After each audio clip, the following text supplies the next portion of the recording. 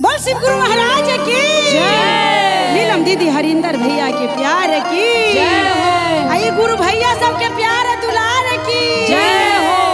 तो देखी आई हमार इतना सुंदर गुरु बहिना बारी कैसे सब केहू के बोला के अपना घरे में चर्चा करावत तारी कैसे।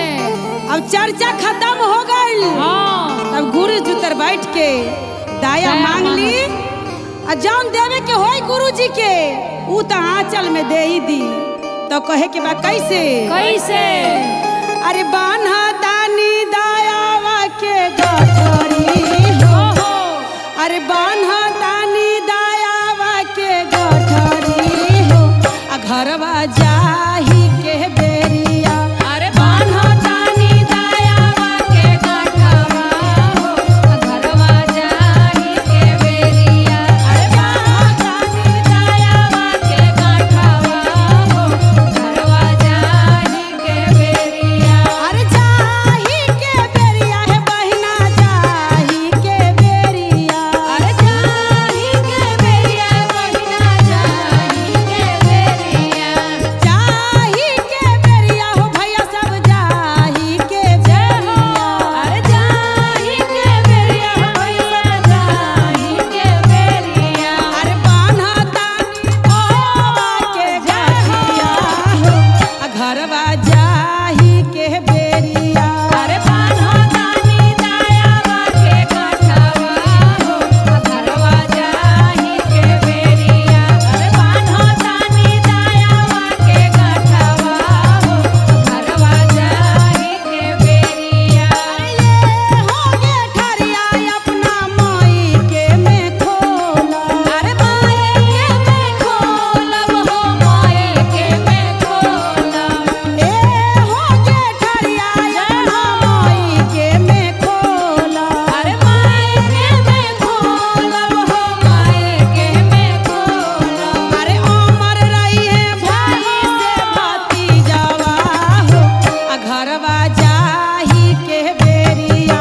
अरे अमर रहिए भाई से भतीजावा हो घरवा जाही के बेरिया। अरे अमर रहिए भाई भतीजावा हो घरवा जाही के बेरिया। अरे जाही के बेरिया है बहिना जाही के बेरिया। अरे जाही के बेरिया बहिना जाही के बेरिया। अरे बान्हा दानी दायावा के गठिया है आ घरवा जाही के बेरिया। अरे बान्हा दानी दायावा के गठिया हो घरवा जाही के बेरिया। अरे बान्हा दानी दायावा के गठवा हो घरवा जाही के बेरिया। अरे ये हो गे ठरिया अपना ससुरा में खोला। अरे ससुरा में खोलब हो ससुरा में खोलब। अरे ये हो गे ठरिया अपना ससुरा में खोला। अरे ससुरा में खोलब हो ससुरा में खोलब। अरे भरल रही है पूरा भंडारवा हो आ घरवा जाही के बेरिया। अरे भरल रही है पूरा भंडारवा हो घरवा जाही के बेरिया। अरे भरल रही है दायावा के डरवा हो घरवा जाही के बेरिया। बान्हा दानी दायावा के गठिया जय हो। घरवा जाही के। दया करी शिव गुरु दया करी। बोल शिव गुरु महाराज की जय। बोल शिव गुरु महाराज की जय। नीलम दीदी हरिंदर भैया के प्यार की जय हो। तो यही देखी देखी आई सब गुरु बहिना के मिल के हाँ आई हमरा निर्मला गुरु बहिना कौन चर्चा के बड़ा सुंदर आयोजन रखल बा।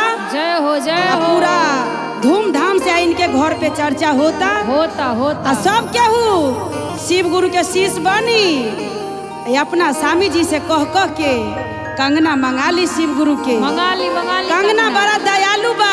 हाँ। कंगना पहनते मातर सब दुख बलाई दूर हो सब जाई। दूर हो जाला।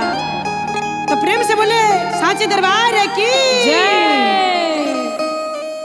कैसे कहे की बा कैसे कैसे अपना चरनिया गुरुजी ओहो जय हो वही याद खैबै यो मोर शिव गुरु स्वामी अपना चरनिया गुरुजी कही याद खैबै यो मोर शिव गुरु स्वामी अब दुखवा सहलो ना जाय यो मोर शिव गुरु स्वामी अब दुखवा सहलो ना जाय हे हो मोरे शिव गुरु स्वामी अब दुखवा सहलो ना जाय हे हो मोरे शिव गुरु स्वामी अब दुखवा सहलो ना जाय यो मोर शिव गुरु स्वामी अब दुखवा सहलो ना जाय हे हो मोरे शिव गुरु स्वामी दया मांगे बैठलो हमहु मनहु न लागइयो मोर शिव गुरु स्वामी दया मांगे बैठलो हमहु मनहु न लागै हो मोरे शिव गुरु स्वामी मन माके दियौ समझाय यो मोर शिव गुरु स्वामी मानवा के दिहो समझाय हे हो मोरे शिव गुरु स्वामी मन माके दियौ समझाय यो मोर शिव गुरु स्वामी मानवा के दिहो समझाय हे हो मोरे शिव गुरु स्वामी अपना चरनिया गुरुजी कही याद खैबै यो मोर शिव गुरु स्वामी अपना चरनिया शिव गुरु कही याद खैबै हो मोरे शिव गुरु स्वामी मन माके दियौ ना बुझाय यो मोर शिव गुरु स्वामी मानवा के दिहो समझाय हे हो मोरे शिव गुरु स्वामी मानवा के दिहो समझाय हे हो मोरे शिव गुरु स्वामी और कहतरी कैसे बेचारी घर में सबके बुला के आ चर्चा करावत दिया आ झरझर आँख से लोर गिरता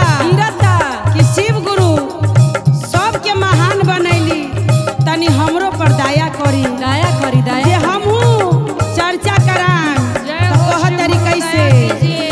चर्चा करे बैठलो गुरुजी मन नाही लागइयो मोर शिव गुरु स्वामी मन माके दियौ समझाय यो मोर शिव गुरु स्वामी मानवा के दिहो समझाय हे हो मोरे शिव गुरु स्वामी अपना चरनिया दियौ बताय यो मोर शिव गुरु स्वामी मानवा के दिहो समझाय हे हो मोरे शिव गुरु स्वामी बोल साचे दरबार की जय प्रेम से बोले हर हर महादेव की जय तैयाई हाँ सभी गुरु बहिना गुरु भैया सब मिल के एगो छोटा सा कथा लेके आईनी हो और ये कथा सुने तो रउआ लोग जरूर शिव गुरु पर बहुत विश्वास करे होई होई जे सही बात बा जे ई शिव गुरु बहुत दयालु बा। और देखी कथा सुन के का आनंद मिली कथा में। चाची सच्चा- काकी सब सच्चा चर्चा कथा के सुनी और वह लोग प्यार आशीर्वाद पूनम पांडे के दी। जय हो सच्चा सच्चा चर्चा हो। एकदम अपन घर के कहानी रउआ हाँ, सबके हाँ, बतावतानी। जय हो। जौन हमरा बहिन के साथ में दुर्घटना भइल, ओ हो वही दुर्घटना हम रउआ लोग के बीच में लेके आईनी हम और सुनावतानी। सावन के टाइम रहे, हम गांव गईली शादी में, जी। भांजा के शादी रहे, वही में हम गांव गेली। दल सिंह सराय, अच्छा। दल सिंह सराय हमर बहिन के घर बा, ससुरार। हाँ। बहिन के नाम बा शीला देवी अच्छा। और हमार नाम बा पूनम पांडे। हमर बहिन के लड़का गुजरात में काम करत रहे। अच्छा। और जैसे छुट्टी भइल ओकरा कंपनी से निकलल, वैसे ही गाड़ी आके 4 पहिया ठोक देलक हमरा बहिन के बेटा जय के। हो जय हो जय हो। हमर बहिन के लड़का हुए बेहोश हो गए।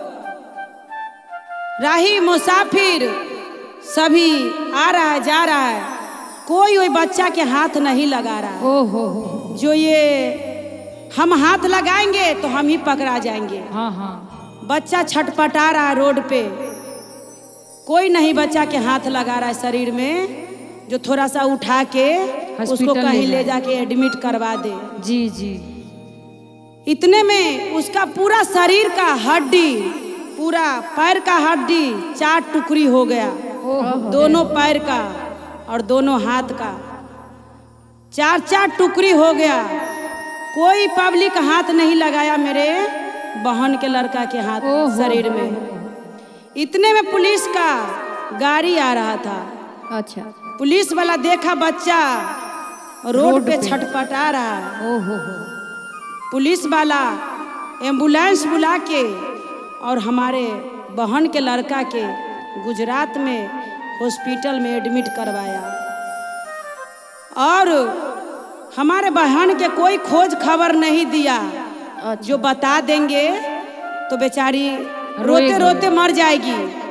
और उसका छोटा वाला भी लड़का उसको साथ में ही था, वो भी नहीं बताया अपने मम्मी से, जे मम्मी भैया के ऐसा ऐसा हाल हो गया है। हमारे बहन के लड़का हॉस्पिटल में 2 महीना तक कोई होश नहीं आया। लड़का के नाम विकास है। ओहो। 2 महीना तक के उसे कोई होश नहीं आया। बिल्कुल समझो तो मारा हुआ मुर्दा पड़ा हुआ है हॉस्पिटल में।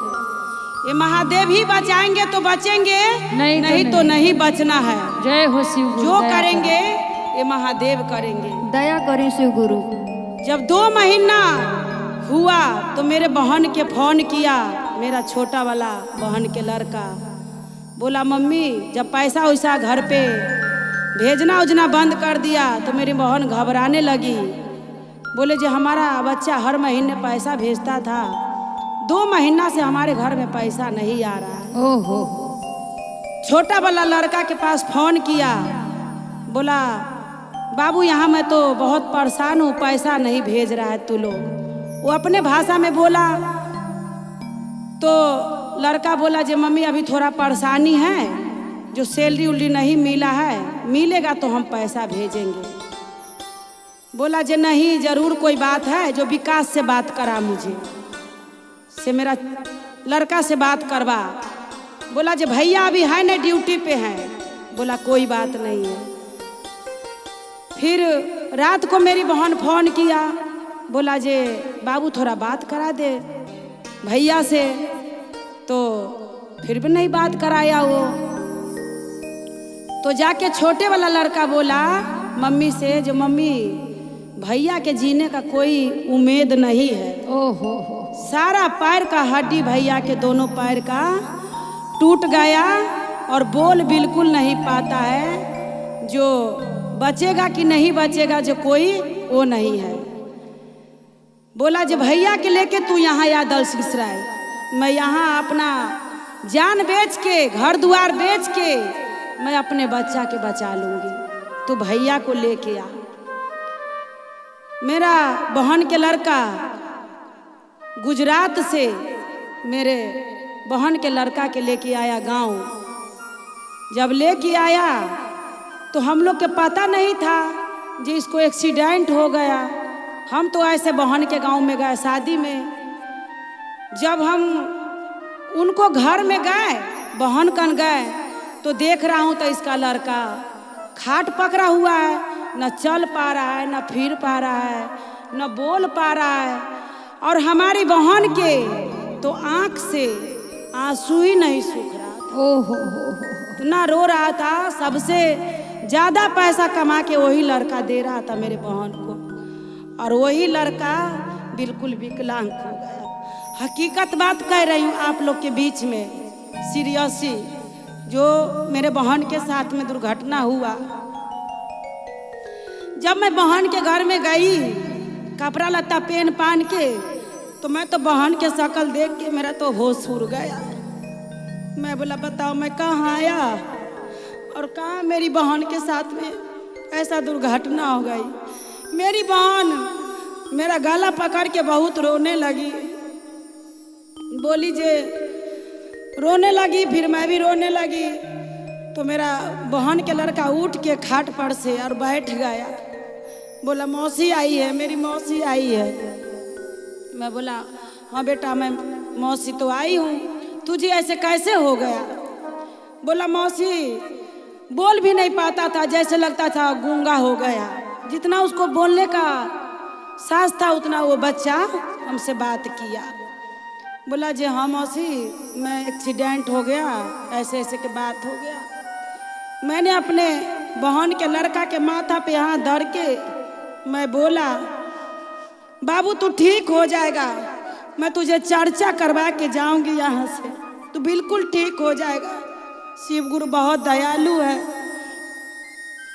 जब शादी ब्याह खत्म हो गया तो मेरी बहन बोली जे पूनम चर्चा करा दे अगना में, जब तू आ गई है तो। मैं सभी गुरु बहना के 200 रुपया मैं दिया, 200 रुपया मेरा भाई दिया। मेरे बहन के पास पैसा भी नहीं था। 200 रुपया मैं दी, 200 रुपया मेरी भैया दिया, और बढ़िया से सभी को बुला के अगना में मैं चर्चा करवाया उसका आंगन में।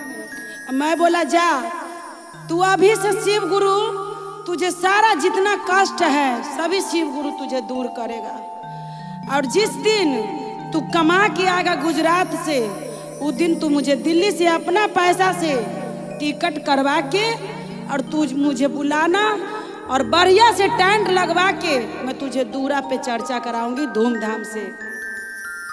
अभी 1 महीना पहले वो बच्चा फिर से गुजरात गया, और मुझे जब ट्रेन में था तो मुझे फोन किया, वीडियो कॉलिंग किया, मौसी मैं जा रहा हूँ गुजरात फिर से ड्यूटी करने, और जब मैं आऊँगी गुजरात से तो मैं चर्चा कराऊंगी। मैं बोला बेटा तू बिल्कुल ठीक हो जाएगा।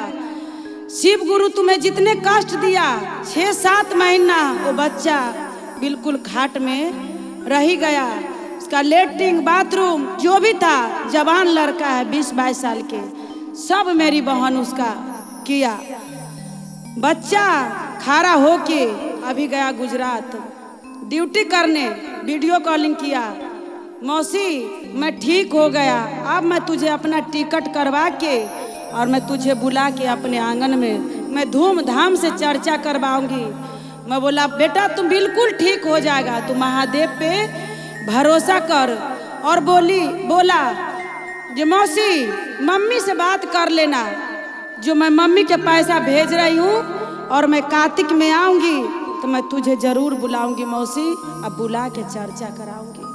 बोल हर हर महादेव की जय। जैसे हमारे बहन के साथ में इतना बड़ा दुर्घटना महादेव अच्छे किए, ऐसे जहाँ जहाँ जितने हमारे गुरु बहना सब है, गुरु भैया सब है, जो भी है सबको ऐसा ही आवाज करके रखना। महादेव स्वस्थ रखे सबको। जय सच्चे दरबार की जय। बोल शंकर भगवान की जय। नीलम दीदी हरिंदर भैया के प्यार की जय। नीलम दीदी हरिंदर भैया के चरणों में बारंबार प्रणाम बा।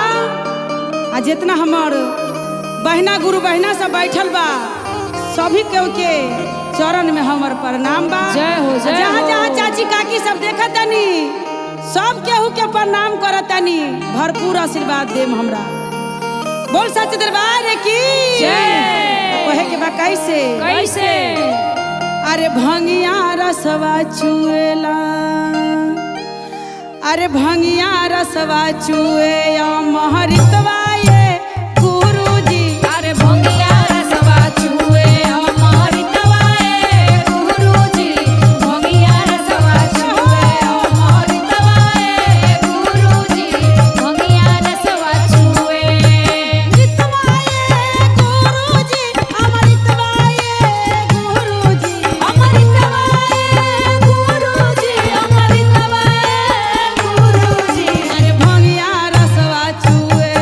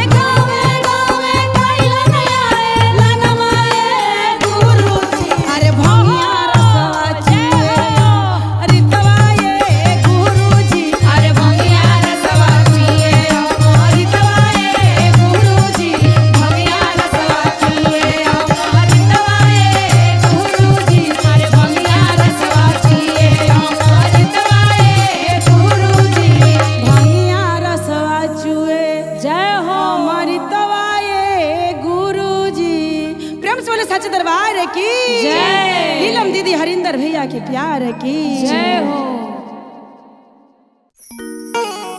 बोल शिव गुरु महाराज की जय। नीलम दीदी हरिंदर भैया के प्यार की जय हो।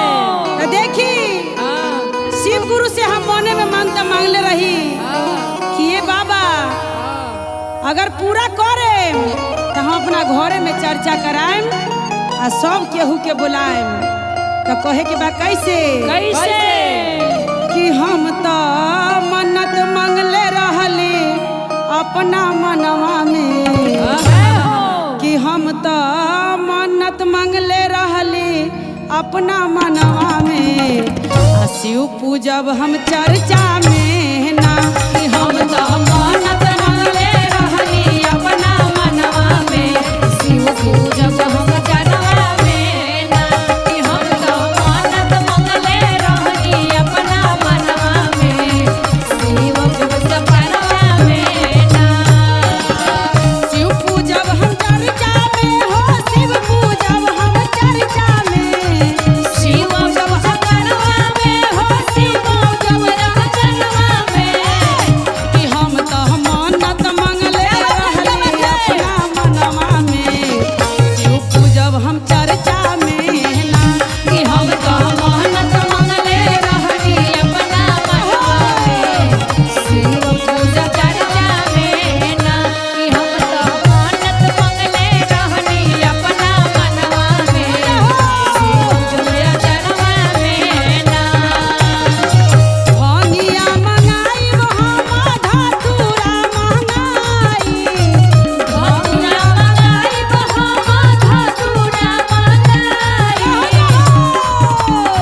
भंगिया मंगाई हम धतूरा मंगाई धतूरा मंगाई हम धतूरा मंगाई मिसरी बदाम माँ के भोगवा लगाई मिसरी लगाई भोगवा लगाई मिसरी बदाम माँ के भोगवा लगाई भोगवा लगाई भोगवा लगाई कि हम तो मन्नत मांगले रहली अपना मनवा में आ शिव पूजब हम चर्चा में ना कि हम तो मन्नत मांगले रहनी अपना मनवा में शिव पूजा चरवा में ना कि हम तो मन्नत मांगले रहनी अपना मनवा में शिव पूजा चरवा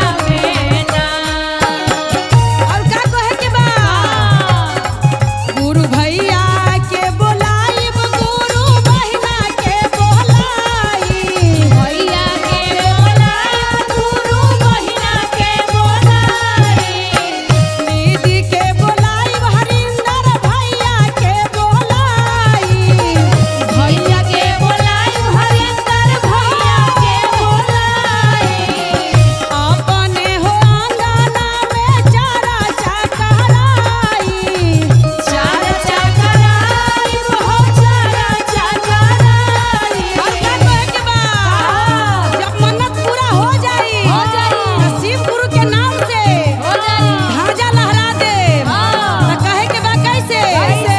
अपने हो अंगना में ध्वजा लहराई ध्वजा लहराई हो ध्वजा लहराई गुरु जी के नाम से हो ध्वजा लहराई ध्वजा लहराई हो ध्वजा लहराई कि हम तो मन्नत मांगले रहली अपना मनवा में शिव पूजब हम चर्चा में ना कि हम तो मन्नत मांगले रहली अपना मनवा में शिव पूजब हम चर्चा में ना कि हम तो मन्नत मांगले रहली अपना मनवा में शिव पूजब हम चर्चा में ना कि हम तो मन्नत मांगले रहली अपना मनवा में शिव पूजब हम चर्चा में ना बोल सच दरबार की जय। नीलम दीदी हरिंदर भैया के प्यार की जय हो। तो बोल शिव गुरु भगवान की जय हो। प्रेम से जयकारा लगाए शंकर भगवान की जय हो। तनी आगे वाले भैया थोड़ा आप भी दरबार में बैठे हैं, भोले बाबा के तो दोनों हाथ सीधा करके थोड़ा जयकारा लगाएं। बोल सांचे दरबार की क्या बात है। तो गौरा जी कह रहे हैं भोला जी से, क्या कह रही है? जे सावन का टाइम चल रहा है भोला जी, चल रहा है। छप्पर पे कुछ नहीं है, पन्नी पटेर रखा हुआ है। रखा हुआ है। तो कैसे कह रहे हैं? कैसे कह रहे हैं? अरे ना छापर ना छानी, बोला कैसे रहा तनी। जय हो। अरे ना छापर ना छानी, बोला कैसे रहा तनी। अरे बाबा डमरू वाला देख डम डम डमरू बजाई, खाएला न भांग गाजा। जय हो। खाएला न भांग गाजा, मोर जोगिया हो डम डम कि डम डम डमरू बजावेले हमार जोगिया। डम डम डमरू बजावेले हमार जोगिया। डमरू बजावेले हमारे जोगिया। अरे ना छापर ना छानी, बोला कैसे रहतानी। अरे ना छापर ना छानी, बोला कैसे रहता।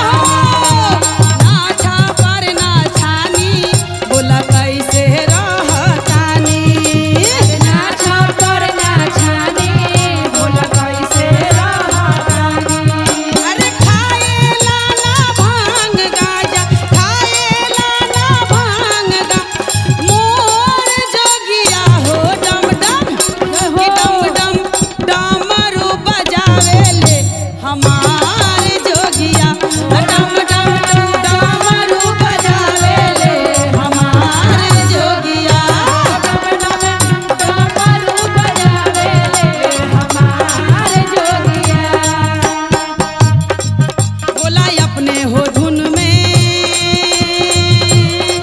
कितना रहेला हरदम मगन हो मगन। बोला अपने ही मन में इतना रहेले हरदम मगन मगन मगन। बोला अपने हो धुन में हरदम रहेला ई त मगन हो मगन। बोला अपने ही धुन में रहेले हरदम मगन मगन मगन। खाएला न भांग गाजा, खाएला न भांग गाज, मोर जोगिया हो डम डम कि डम डम डमरू बजावेले हमार जोगिया। डम डम डमरू बजावेले हमार जोगिया। डमरू बजावेले हमारे जोगिया। अब चढ़ के कैसे ना छापर ना छानी, बोला कैसे रहतानी। अरे ना छापर ना छानी, बोला कैसे रहतानी। अरे बाबा डमरू वाला देख डम डम डमरू बजाई। अरे बाबा डमरू वाला देखो डम डम डमरू बजाई। खाएला ना भांग गाजा, खाएला ना भांग गाज, मोर जोगिया हो डम डम डमरू बजावेले हमार जोगिया। डम डम डमरू बजावेले हमार जोगिया। डम डम डमरू बजावेले हमार जोगिया। डम डम डमरू बजावेले हमार जोगिया। बोल शंकर भगवान की जय हो जय हो जय हो जय हो। बोल शिव गुरु भगवान की जय हो। नीलम दीदी हरिंदर भैया के प्यार की जय हो। गुरु बहिना सब के प्यार दुलार की जय हो। राजू बाबा के प्यार की जय हो राजू बाबा की जय हो। तो यहीं भोला जी देखी जोगी फकीर बन के आ जंगले जंगले भांग गांजा तोरे खातिर कैसे घूमता, कैसे लोग के महल अटारी देले बा, आई अपने झोपड़िए मरैया में गुजारा करता। कैसे हो, कैसे कहे के कैसे जंगलवा में हो, जंगलवा में, जंगलवा में हो, जंगलवा में तो भोला जोगी बन के घूमले जंगलवा में, भोला जोगी बन के घूमे जंगलवा में, भोला जोगी बन के घूमे जंगलवा में, जंगलवा में हो, जय हो में जंगलवा में हो, जंगलवा में भोला जोगी बन के घूम जंगलवा में, भोला जोगी बन के घूमे जंगलवा में, भोला जोगी बन के घूमे जंगलवा में। कहे के बा कैसे कैसे सब का के देली भोला महल अटारी, महलया तारी भोला महलया तारी, सब का के देली भोला महल अटारी, महलया तारी हो महलया तारी। अपने मगन रहे झोपड़िया में, अपने मगन रहे झोपड़िया में तो भोला जोगी बन के घूमले जंगलवा में, भोला जोगी बन के घूमे ले जंगलवा में, भोला जोगी बन के घूमे जंगलवा आई झूम के चर्चा में जंगलवा में। जंगलवा में हो, जंगलवा में, जंगलवा में हो, जंगलवा में भोला जोगी बन के घूम जंगलवा में, भोला जोगी बन के घूमे ले जंगलवा में, भोला जोगी बन के घूमे ले जंगलवा में। और कहे के बा कैसे कैसे राजू बाबा कहे के बा अरे सब खा के देली भोला टाटा सफारी, टाटा सफारी हो टाटा सफारी, सब का के देली भोला टाटा सफारी, टाटा सफारी हो टाटा सफारी। अपने मगन रहे बसहवा में, भोला अपने मगन ई बसहवा जय हो, भोला जोगी बन के घूमले जंगलवा में, भोला जोगी बन के घूमले जंगलवा में, भोला जोगी बन के घूमे जंगलवा में, भोला जोगी बन के घूमले जंगलवा में, भोला जोगी बन के घूमले जंगलवा में। बोल सच दरबार की जय हो शिव गुरु महाराज की जय हो जय हो बोल शिव गुरु भगवान की जय हो नीलम दीदी हरिंदर भैया के प्यार की जय हो। तो यही हाँ अब आई चर्चा होता, होता आई हमरा सुधा जी के घरे हाँ तो वही में कहे के का कहे के बाबू के भेज के समाध देली हो, हाँ जे जितना गुरु बहिना बा सब के बोला लावा तो कहे के बा कैसे कैसे हो अरे 10 के न 20 के आ नाही 25 के, जय हो भोले 10 के न 20 के आ नाही 25 के आ गुरु जी से दया मांग हम बेगर फीस के, गुरु जी से दया मांगब हम बेगर फीस के, गुरु जी से दया मांगब हम बिना फीस के, गुरु जी से दया मांगब हम बेगर फीस के, गुरु जी से दया मांगब हम बिना फीस के। कहे के बा कैसे कैसे हो अरे लौंग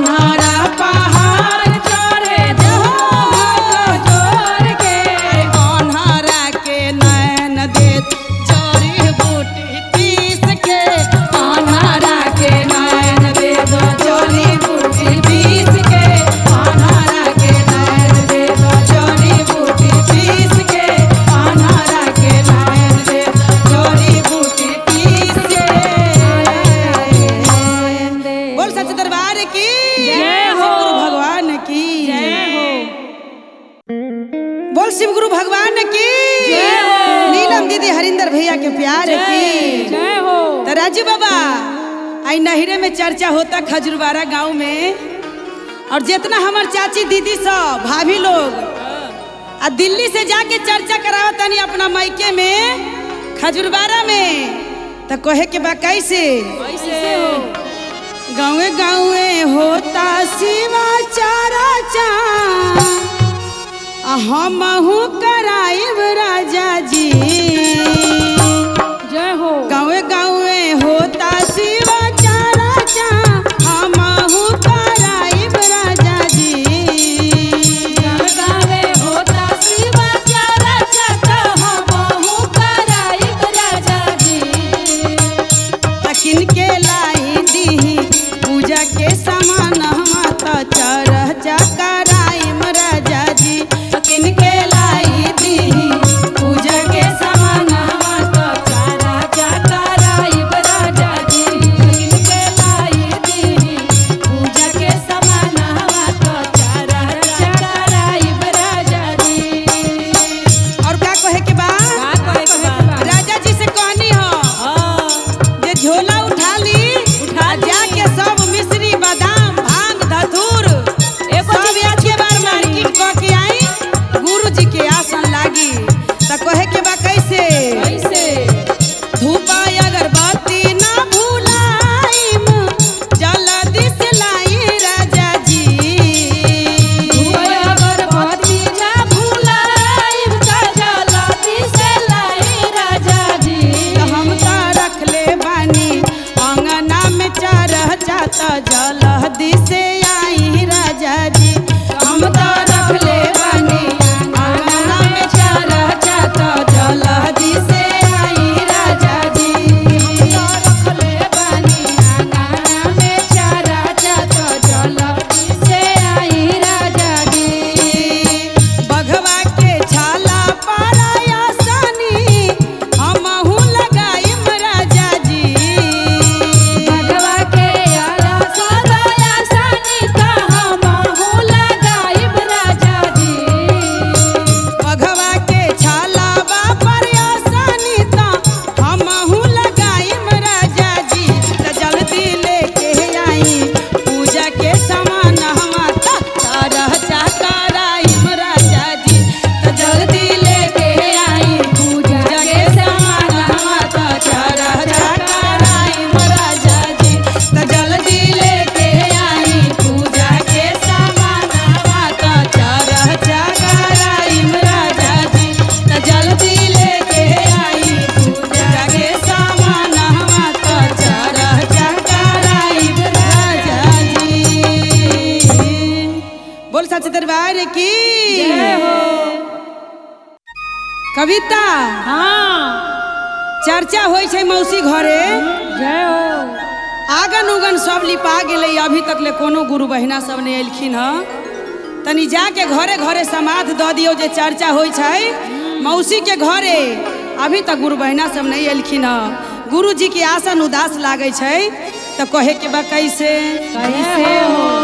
कंगनवा काहे पेन के एगो नया दुल्हन छथिन, हाँ शिव गुरु के ज्ञान ले लेलखिन ह, हाँ लेकिन ओकरा सास ननद मिल के इतना मारे छै जे उ कन्या के चर्चा में नहीं बैठे दै छै। जय हो जय हो। तो देखियो केना कहै छै कैसे कंगनवा काहे पेन के, कंगनवा काहे पेन के, घरबे में रहलू बहिनी कंगनवा काहे पेन के।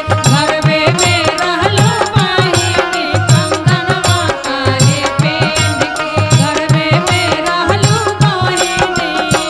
चर्चा में आई बूता, चर्चा में आई बूता, सब सुख पाईबू कंगनवा काहे पेन। घरबे में रहलू बहिनी कंगनवा काहे पेन के। घरवे में रहलो बहिनी कंगनवा काहे पेन के। देखियो हाँ गुरु के ज्ञान ल लेलखिन ह आ कंगन पहन ले छै, आ सास ननद अगना में घिसेट घिसेट के मारे छै ओइ कन्या के, जय हो। चर्चा में नहीं बैठे दै छै। कहै छै कि ना